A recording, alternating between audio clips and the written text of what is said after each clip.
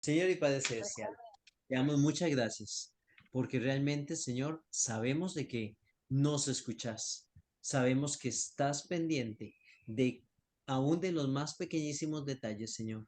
Nada se sale de tu control, nada se sale de tu mano, Señor, ni siquiera una hoja de un árbol cae, Señor, si no es por tu voluntad.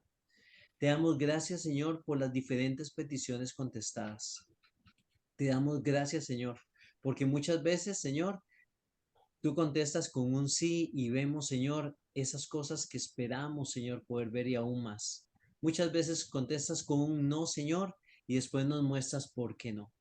Y muchas veces, Señor, nos dices que esperemos porque no es el tiempo adecuado y por eso también te damos gracias, Señor, porque nos ayudas a seguir confiando, Señor.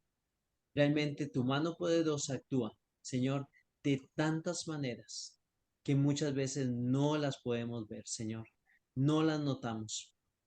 Pero eso no significa que tú estés actuando, Señor, de esa manera tan maravillosa como solo tú lo sabes hacer.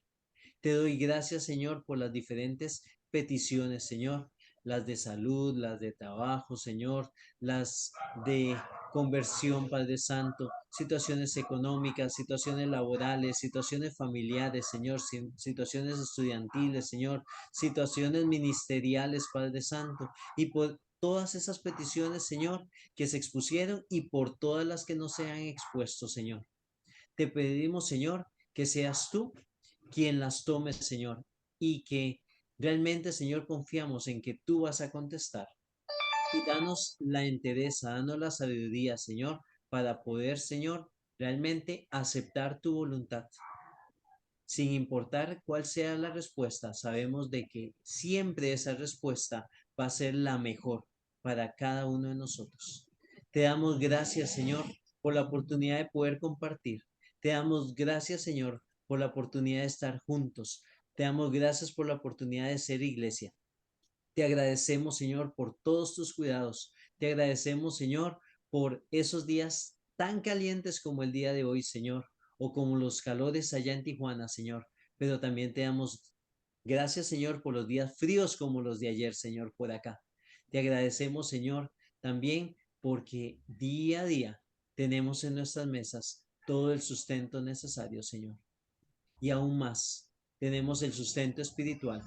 Te pido que pongas en nosotros tanto el querer como el hacer, para realmente obedecerte a ti, Señor, para realmente buscar de tu presencia, Señor, en espíritu y en verdad, para que seas, Señor, actuando en nuestras vidas, de manera que seamos los hijos que tú quieres que cada uno de nosotros sea, Señor, y no los que nosotros pensamos que debemos ser, Señor. Te agradezco, Señor, por todos esos cuidados. Te agradezco por todas las manifestaciones del Espíritu Santo, Señor, que derramas en cada una de nuestras vidas a través de un mensaje, a través de un abrazo, a través de una palabra, a través, Señor, de una llamada, a través, Señor, de un hermano, de una hermana, Señor, que te anima, que te impulsa, Señor. Y sabemos que eres tú actuando, Señor. Te pongo en tus manos cada una de nuestras vidas y permítenos, Señor, seguir siendo instrumentos para tu gloria, para tu honra. Amén. Límpianos, úsalos, Señor, de la manera en que solo tú sabes hacerlo. Te agradecemos por todo. En el nombre de Cristo Jesús. Amén y amén. Hermana Juanita, bienvenida. Dios te bendiga. Bendiciones, mis hermanos. Gusto de estar aquí conectada con ustedes también. Amén. Saludos. Bueno, Vamos a ver. Ahí tenemos a Irma Daniels, si la mente no me falla, el Android Blue Dream, hay una cuestión así, creo que es. Esa es Irma. Irma, bienvenida. Dios te bendiga. Qué bueno que estés compartiendo con nosotros acá. ¿Ok? Hermanos, el tiempo de la enseñanza queda con ustedes. Entonces, hermano Eric, el tiempo para que nos compartas y que sea el Señor el que nos hable a través de ti. bueno, muchas gracias, nada más. Les comento, ya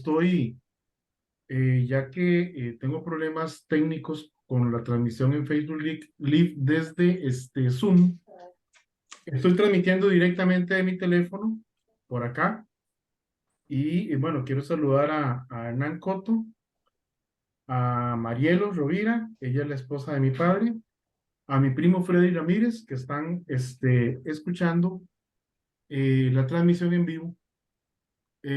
Tomé la idea de Arturo. Arturo siempre transmite y ya que no tengo la oportunidad de hacerlo en vivo acá, entonces lo estoy haciendo de esta manera. Ojalá que el estudio sea de bendición para todos. Vamos a comenzar una serie de estudios sobre liderazgo para la Iglesia del Señor. Y vamos a hablar de un título que es paradójico: el líder siervo. Porque generalmente vemos a los líderes como los que están al frente y a los siervos como los que están atrás. A los líderes como los que están arriba y a los siervos como los que están abajo. Así que el título mismo es una paradoja. Sin embargo, vamos a ver si esto es bíblico. Las Sagradas Escrituras son, mis hermanos, un manual de liderazgo, si así lo queremos ver. Desde Génesis hasta el Apocalipsis encontramos historias que nos enseñan principios fundamentales de liderazgo. Veamos, Dios creó al hombre para tener una relación con él y guiarlo, liderarlo. En Génesis 1:26, Dios crea al hombre a su imagen y semejanza y le ordena dominar sobre la creación. Este hecho marca al hombre como un ser capaz de dominar a otros. Sin embargo, esta dominación no es para someter, sino para cuidar. El hombre tenía que multiplicarse, entonces Dios le dio una compañera a la que también debía liberar. Eso lo encontramos en Génesis 1:18 al 24. Dios también le dio al hombre propósito y éste era capaz de entenderlo y cumplirlo. Y si bien Adán y Eva pecaron, como vemos en Génesis 3:6, también entendieron que debían liderar a la humanidad naciente bajo el liderazgo directo de Dios. Esto lo inferimos desde Génesis 3:16 hasta Génesis 3:23. Y aunque la Biblia no lo menciona expresamente, Adán tuvo que haber liberado a la humanidad naciente y enseñarle a adorar a Dios por mandato de Dios mismo. ¿De qué otro modo sus hijos, sus descendientes y los descendientes de sus hijos iban a conocer de Dios si no era por él mismo? Quizá el líder más relevante del Antiguo Testamento es Moisés, a quien ante la carga de trabajo que le representaba dirigir a la nación de Israel, siguió el consejo de sus suegros Jetro y estableció hombres calificados como jefes de grupos que escalaban los problemas si era necesario, hasta el mismo Moisés. Y esa historia ustedes la pueden ver en Éxodo 18, versos del 19 al 22. Por otra parte, si hemos de hablar sobre teología de liderazgo en el Antiguo Testamento, debemos construir una definición del mismo sobre la base del título: teología del liderazgo en el Antiguo Testamento. ¿Y por qué recalco el Antiguo Testamento? Porque nosotros vamos a ver un liderazgo completamente diferente, como vamos a ver ahorita más adelante. Teología, definida por el Diccionario de la Lengua Española, dice ciencia que trata sobre Dios y sobre el conocimiento que el hombre tiene de él mediante la fe o la razón. Pero si agregamos liderazgo, no bastaría con decir estudio del liderazgo según el Antiguo Testamento. De modo que me tomé la libertad de elaborar una definición para esta teología del liderazgo en el Antiguo Testamento, o el estudio del liderazgo desde el Antiguo Testamento, que no lo vamos a ver desde ahí en la forma en que pareciera que se va a dirigir este estudio.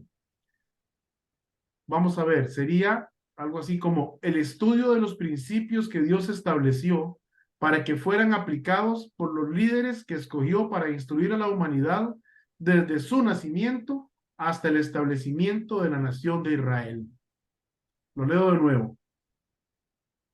Una teología de liderazgo en el Antiguo Testamento podría definirse como, o un estudio, como el estudio de los principios que Dios estableció para que fueran aplicados por los líderes que escogió para instruir a la humanidad desde su nacimiento hasta el establecimiento de la nación de Israel.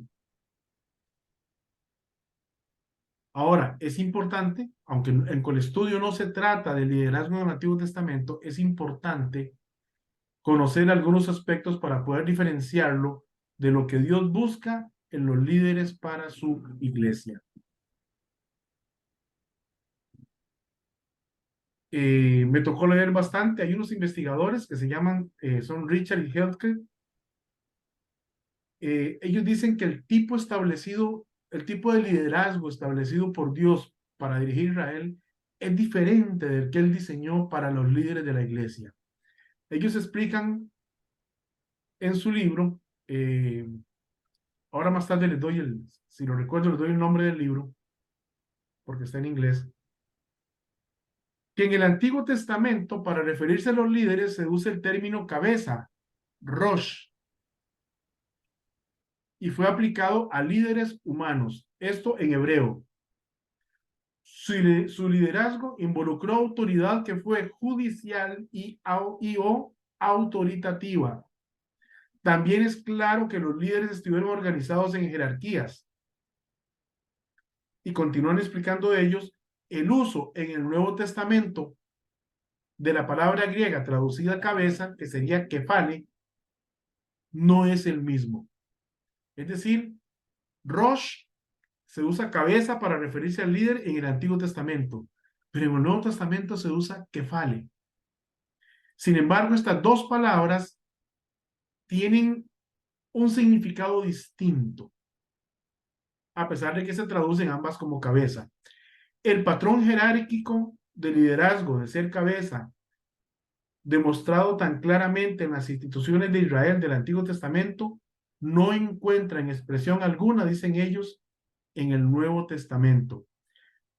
Entonces, es importante entender, al entender el argumento de Pablo, ver que cabeza aquí no tiene que ver, hablando de kefale, no tiene que ver con autoridad, como en el sentido del Antiguo Testamento, jefe o gobernante. En lugar de eso, sugiere otro autor, F.F. Bruce, que cabeza se refiere a fuente u origen. El Padre es la fuente de vida de Jesús, Jesús es la fuente de la vida del hombre. Dice Juan 1.4, en él estaba la vida, y la vida era la luz de los hombres.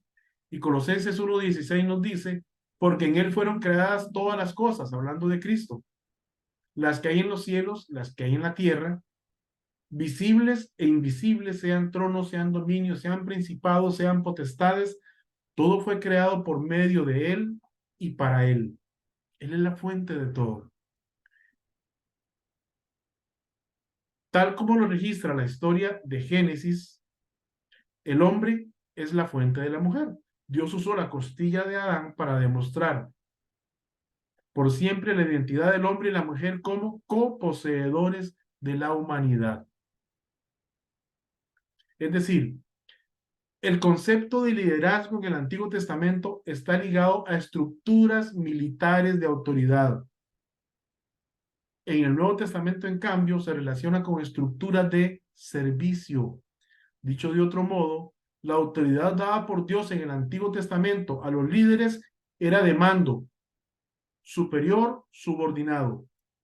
Mientras que en el Nuevo Testamento es para servicio, donde el líder trabaja para suplir las necesidades de aquellos que Dios ha puesto a su cuidado.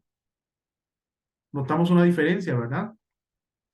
En el Antiguo Testamento podemos distinguir el desarrollo de un liderazgo que con nacimiento y evolución de la nación israelita se basa en una estructura, como dijimos, militar, una cadena de mando, de autoridad en cuya cúspide está Dios mismo.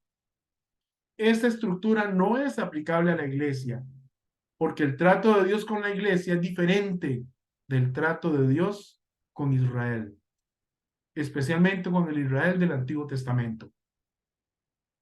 El liderazgo diseñado para la iglesia se basa en servicio, Parafraseando a nuestro Señor Jesucristo, podemos decir que el que quiera ser el más importante, el que quiera ser el jefe en la obra de Dios, deberá ser el que sirve desinteresadamente a todos los demás, como si todos los demás fueran sus superiores. Es una paradoja, ¿verdad? Vamos a Mateo 20:26. ¿Qué nos dice Mateo 20:26? ¿Alguno que lo encuentre y me lo lea por ahí? Quiero saludar a Ligia Madrigal también, otra prima muy querida que está conectada.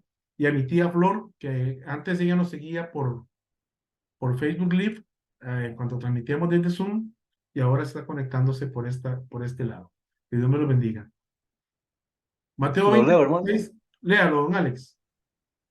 Amén. Dice así, mas entre vosotros no será así, sino que el que quiera hacerse grande entre vosotros será vuestro servidor. Mas entre vosotros no será así, le dijo Cristo a los discípulos. El que quiera hacerse grande entre vosotros será vuestro servidor. Hay una diferencia, ¿verdad? Ahí hay una diferencia. Vamos a estudiar, bueno, para las próximas semanas, para este estudio, por si alguno lo quiere adquirir, está en Amazon el libro que estoy tomando como base, aunque estoy usando principalmente la palabra de Dios, pero también otra literatura. Estoy usando como guía un libro que se llama El líder siervo de Enrique Luis Rulo. Y si, por si alguno desea adquirirlo, se encuentra en Amazon, es sumamente barato. Y es un estudio de los 4 cánticos del siervo sufriente de Isaías. Consta de 9 capítulos, así que más o menos vamos a estar por aquí de 9 a 12 semanas con estos estudios, o 9 semanas si logramos hacer un estudio cada semana.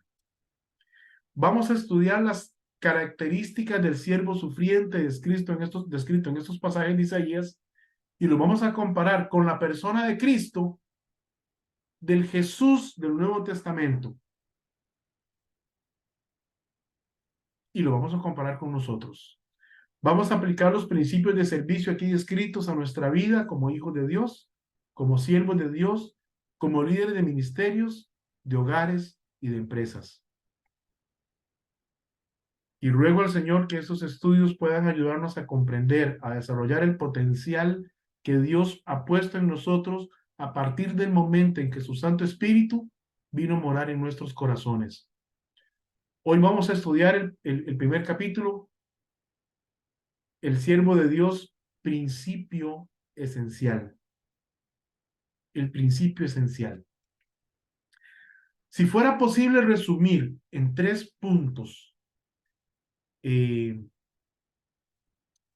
los requisitos básicos para ser un líder cristiano, podríamos decir primero que debe ser llamado por Dios. Y para esto, pues debe tener al Espíritu Santo, debe ser un hijo de Dios. Debe tener el carácter de Jesús. Eso ya pone la cosa un poquito más difícil, ¿verdad? Porque es todo un desarrollo en nuestra vida. Y debe tener habilidades funcionales. La mayoría de los estudios sobre liderazgo cristiano utilizan nombres como Nehemías, Moisés, David, Pablo, y hacen énfasis en las habilidades funcionales que tenían para organizar, para delegar y también para hacer aquello que se les había encomendado. Perdón. He encontrado otros libros, por ejemplo, hay un libro que se llama Un líder como Jesús, muy bueno también, y otros más, pero no son tan de fácil lectura y su enfoque no es tan directo sobre la persona de Cristo como hombre, como humano. Y esto es particularmente importante. ¿Por qué? Porque Cristo realizó todo su ministerio como hombre, no como Dios. Es decir, ¿qué diferencia había entre Jesús, hombre, su ministerio aquí en la tierra, y nosotros La única es que él nunca pecó. La única es que él nunca cayó en la tentación. Pero igual se cansaba, tenía emociones, era tentado. Él era tentado, pero nunca cayó en la tentación. No como nosotros, ¿verdad? Que nos hacen así chiquitito el empujón y nos tiramos de bruces como jugador de fútbol, ¿verdad? No, Jesús no pecó. Y esa era la única diferencia. Su cuerpo, su carne eran igual a la de nosotros. Y más aún, veamos en Filipenses 2 5 al 11, nos dice, Filipenses 2 5 al 11, haya pues en vosotros este sentir que hubo también en Cristo Jesús, el cual siendo en forma de Dios, no estimó el ser igual a Dios como cosa a que aferrarse, sino que se despojó a sí mismo, la kenosis de Cristo, se despojó a sí mismo, tomando forma de siervo, de esclavo, hecho semejante a los hombres. Verso 8, y estando en la condición de hombre, como usted o como yo, se humilló a sí mismo haciéndose obediente hasta la muerte y muerte de cruz. O sea, todo su ministerio hasta la cruz, él lo hizo como un simple mortal, como usted y como yo.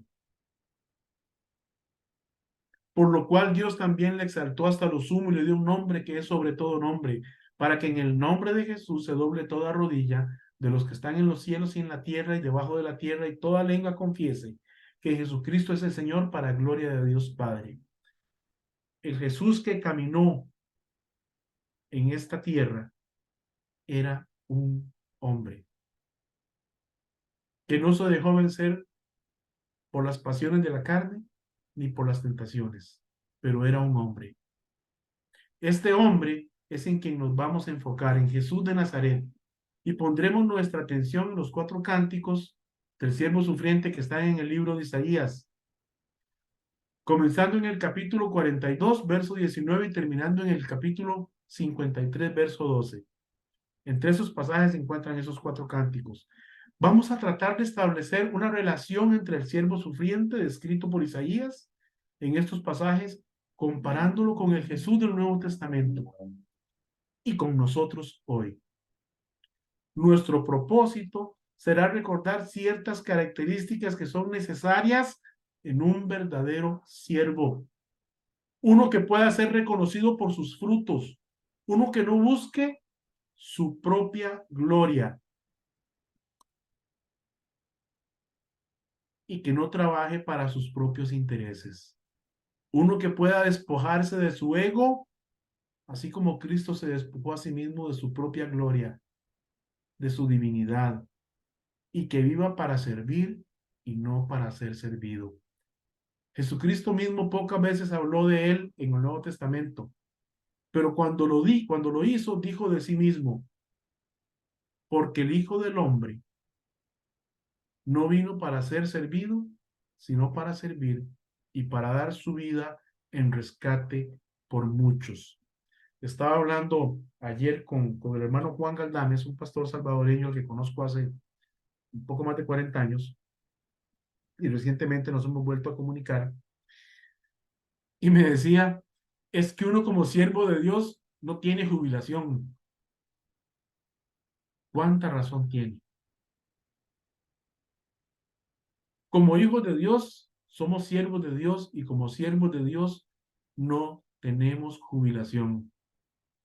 Tenemos que pensar en servirle al Señor hasta el último aliento de vida que Él nos dé. Algo que debemos saber es que Dios no busca superestrellas de la predicación. Un verdadero siervo nunca será grande, porque si es grande, no es siervo, y si es siervo, no es grande. Más bien, ¿cómo dice el Nuevo Testamento de los siervos? ¿Siervos qué somos? Inútiles. Si alguno quiere Sí, participar, solo abra su micrófono. Adelante. Siervos inútiles. Siervos inútiles, exactamente. Pastor Arturo, ¿ibas a decir algo, mi hermano? Gracias. Muy bien. Si es grande, no es siervo. Y si es siervo, no es grande. Creo que Juan el Bautista lo entendió cuando dijo, hablando de Cristo, es necesario que Él crezca y que yo mengue, que yo me vea cada vez menos, porque Juan sabía que Él venía a preparar el camino del Señor. Y ojalá que la gente no nos vea a nosotros. Que cuando la gente nos vea, vea a Cristo y no a nosotros. Y eso, hermanos, es muy difícil. Ser un hijo de Dios es fácil porque Cristo lo hizo fácil. Pero ser un cristiano, es decir, ser como Cristo, esa es otra monedita. Ese es otro asunto. Y eso no es fácil porque es todo un proceso. Y algunos somos más cabeza dura que otros. Algunos nos cuesta más bajar la cabeza y recibir la enseñanza. Un siervo no busca su propia gloria, sino la de su Señor. En otra ocasión, Jesús se describió a sí mismo diciendo, venid a mí todos los que estáis trabajados y cargados, y yo os haré descansar. Llevad mi yugo sobre vosotros y aprended de mí que soy manso y humilde de corazón, y hallaréis descanso para vuestras almas. Mateo 11, 28 al 29. Manso y humilde son calificativos que se aplican al siervo, al esclavo. No es la actitud de un siervo la autopromoción, la exaltación de sus cualidades. Recordemos que para Dios tiene más valor nuestro corazón que nuestros dones, nuestra obediencia más que nuestras habilidades y talentos. Para Dios vale más lo que somos que lo que hacemos. Dios valora más lo que hacemos con Él que lo que hacemos para Él. Y si no, pensemos en la historia de... Adelante, hermano. Eh, estoy 100% de acuerdo en esto que estás mencionando, hermano. Me gustó, me agradó. Estoy tomando nota, estoy viendo acá también.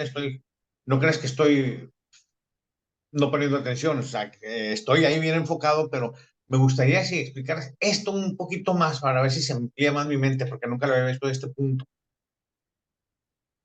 ¿A qué punto te refieres en particular? Sí, esto, por ejemplo, me gustó mucho esto que mencionaste, de hecho aquí lo apunté, si es grande no es siervo, si es siervo no es grande. Y luego estás apoyándote en el pasaje de es necesario que yo mengue para que el Señor crezca, ¿verdad? ¿Qué pensar? ¿Qué, o cómo, no sé ni qué palabra usar, pensar o actuar, no sé, acerca de aquellas personas que dicen, estás hablando con el pastor, con el líder, o estás hablando con la líder o el líder de la femenil o de varones o de jóvenes, calla, respeta y aprende. ¿Cómo podemos ponernos ahí en ese punto? Viéndolo del lado donde lo estás situando tú, que estoy 100% de acuerdo, me gusta mucho esto. ¿Okay? No sé si me entiendas mi pregunta. Creo que capto la idea. Ok. Ah, Explícame mi idea. vamos a presentar al predicador invitado. Hermanos, tenemos entre nosotros un gran siervo de Dios, un hombre que arrastra multitudes, un hombre en que de verdad se ve que se mueve el Espíritu de Dios en él, el mejor predicador de todos los tiempos, el príncipe de los predicadores del siglo XXI. Caray, estaremos presentando a alguien cuyo ego está rendido al Señor.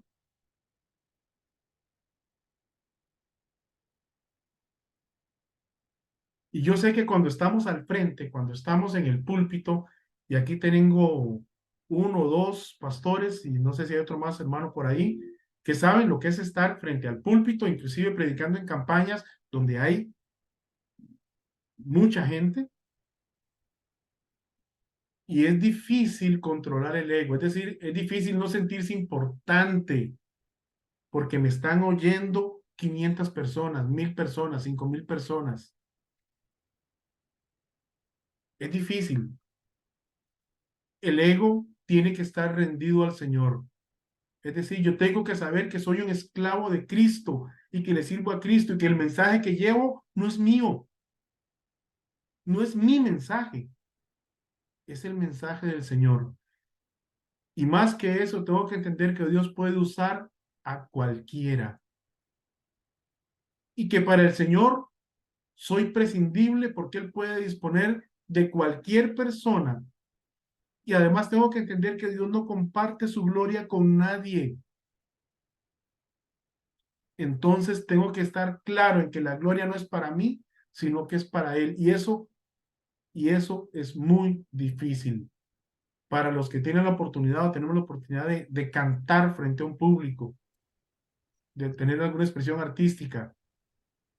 Esto es difícil. Para los que predicamos, esto es difícil. Para los que enseñamos en una clase, sea con un alumno, sea con 500, esto es difícil.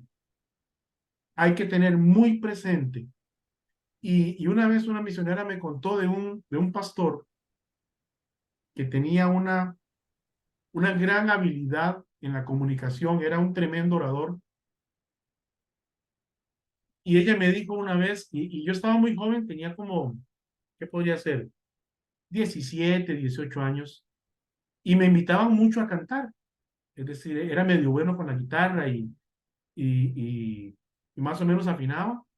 Y entonces me invitaban a cantar a campañas evangelísticas y todo esto.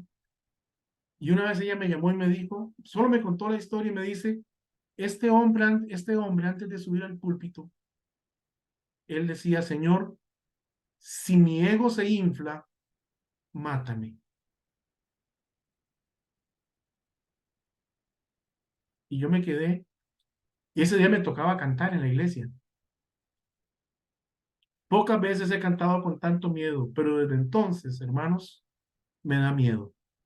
Me da miedo subir al púlpito y pensar que voy a ir a exponer mis habilidades, mi persona, y no a glorificar la persona de Cristo. Cada vez que llega el miércoles y me toca la enseñanza, me da miedo, porque yo quiero que sea Cristo glorificado y no yo. Y eso no es fácil porque el ego se infla muy fácilmente. Ay, hermano, qué lindo mensaje. Ay, hermano, qué lindo predica usted. Ay, hermano, usted sí que sabe de la Biblia. Y el ego va inflando. Pero agarre una bomba, un globo, y empieza a inflarlo, y a inflarlo, y a inflarlo, y en un momento dado, ¿qué pasa? Se Revienta. revienta. ¿Y qué queda? Nada. Nada. Entonces hay que tener mucho cuidado y no inflarse. A eso me refiero, mi hermano. Con que tengo que tener presente quién soy. Soy un esclavo del Señor. Soy un siervo de Cristo y debo luchar por reflejar la imagen de Cristo y no la mía propia. No la autopromoción, no a la autoexaltación de cualidades. Recordemos que Dios valora más lo que hacemos con Él que lo que hacemos para Él. Les iba a contar la historia de cuando Jesús fue a visitar a María, a Marta, ¿recuerdan? Y que estaba Marta afanada, haciendo un montón Marta haciendo el café, las tortillas, los frijolitos molidos, picando el chilito y todo lo demás para la chilera, para los tacos, para servirle a todo el mundo. Y María, hasta que daba pereza verla, se le paseaba el alma por el cuerpo a María, oyendo a Jesús hablar. Y claro, Marta de pronto se enoja y le dice, Señor, pero no estás viendo. Yo aquí corre para arriba, corre para abajo, y María ahí sentada haciendo nada. ¿Y qué le dijo el Señor Jesucristo? Marta, Había comido Marta, la mejor estás parte. ocupadísima. Pero María ha tomado la mejor parte y no le será quitada. La mejor parte es la que tenemos con el Señor. Y eso es privado. Eso no es público. Eso es privado. La mejor parte es la que tenemos con el Señor. Y el siervo que entiende eso, entiende. Entonces, que tiene que rendir su ego al Señor. Ya una vez rendimos nuestra vida al Señor, nuestro corazón a Él, le dijimos a Él, Señor, yo reconozco que soy un pecador. Yo sé que no puedo hacer nada para ganar el cielo, que no merezco el perdón tuyo, pero tu Hijo Jesucristo lo ganó en la cruz para mí. Y yo pido perdón por mi pecado, yo me arrepiento de mi pecado y le pido a Cristo que entre en mi corazón, me salve, me perdone.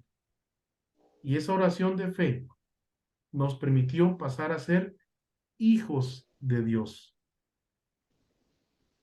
Y ahí el Señor se convierte en nuestro Salvador. Pero ya es mi Salvador, pero es mi Señor. Es decir, es al que le debo toda obediencia y al que le doy toda la gloria. Le sirvo a Él de corazón.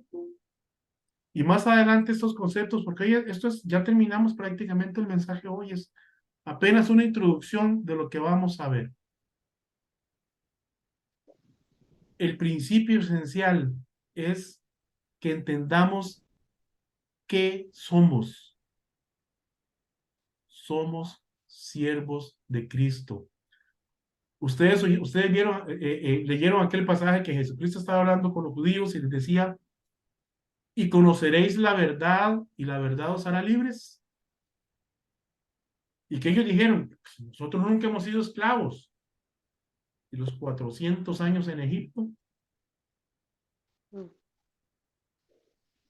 Pero apliquémoslo a nosotros. Vamos a conocer la verdad. Jesucristo dijo, yo soy el camino y la verdad y la vida. Conocemos a Cristo, conocemos la verdad y esa verdad, Él, Cristo, nos hace libres. ¿Libres para qué?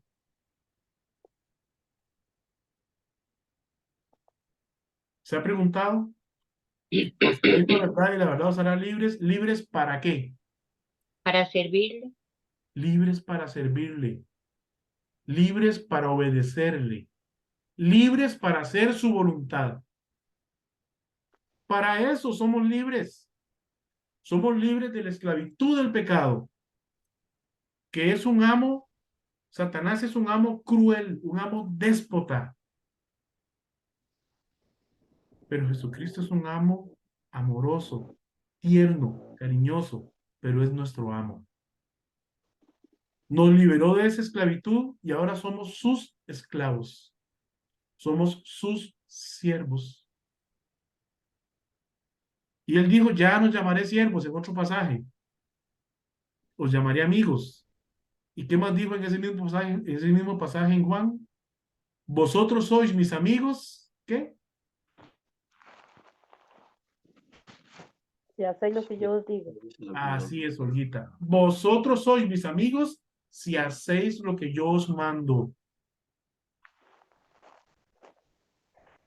Entonces, seguimos siendo siervos, hermanos, no nos engañemos, pero siervos del Rey de Reyes y Señor de Señores. Y un día reinaremos con Él. Un día reinaremos con Él. Pero aquí, si Jesucristo, nuestro Señor, caminó en esta tierra siendo siervo, ¿por qué yo debo esperar algo más que eso? No puedo ser yo más que Él. No puedo ser más que Él. Tengo que entender quién soy. Soy un hijo de Dios, sí. Soy un siervo de Cristo. Soy su esclavo y mi deber es obedecerle y servirle. Que Dios me lo bendiga. Vamos a Igual. continuar la próxima semana viendo estos principios del líder siervo. La próxima semana vamos a pasar un buen rato leyendo la palabra de Dios, porque vamos a leer los 4 cánticos del siervo sufriente y a partir de ahí vamos a desarrollarlos. Que Dios me los bendiga. Voy a terminar la transmisión en vivo por acá y voy a cortar acá también la grabación. Y que el Señor les bendiga a todos ustedes. Si las personas en Facebook que nos están viendo ahorita tienen peticiones, ponga sus peticiones y vamos a estar orando por ellas. Yo voy a repasar el chat y vamos a estar orando por sus peticiones también. Que el Señor les bendiga. Igualmente.